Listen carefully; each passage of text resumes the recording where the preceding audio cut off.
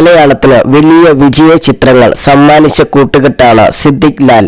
Ramji Rao speaking എന്ന super ഹിറ്റിലൂടെ career തുടങ്ങിയ ഇരുവരും പിന്നീട് god father, in Harinagar, Mannar Mathai speaking എന്നിങ്ങനെ തുടരെ വിജയ ചിത്രങ്ങൾ മലയാളത്തിന് സമ്മാനിച്ചു.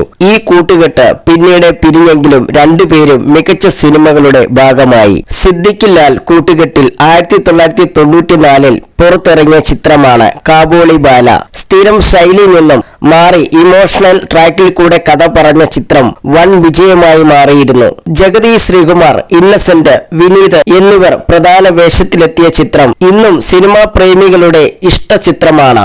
ചിത്രത്തിൽ ഒരു ഗാനം ആലപിക്കാൻ ഹരിശ്രീ അശോകനെ വിളിച്ചതിനെ കുറിച്ച് പറയുകയാണ് ലാൽ. അമൃത ടിവിയോട് സംസാരിക്കുകയായിരുന്നു ലാൽ.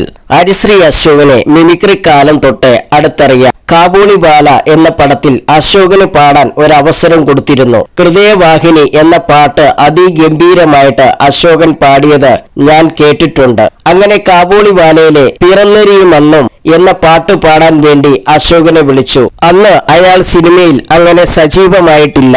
SP വെങ്കടേഷ് ആയിരുന്നു ആ പടത്തിന്റെ മ്യൂസിക് ഡയറക്ടർ. ഹൈ പിച്ച് പാടേണ്ട പാട്ടായിരുന്നു അത്.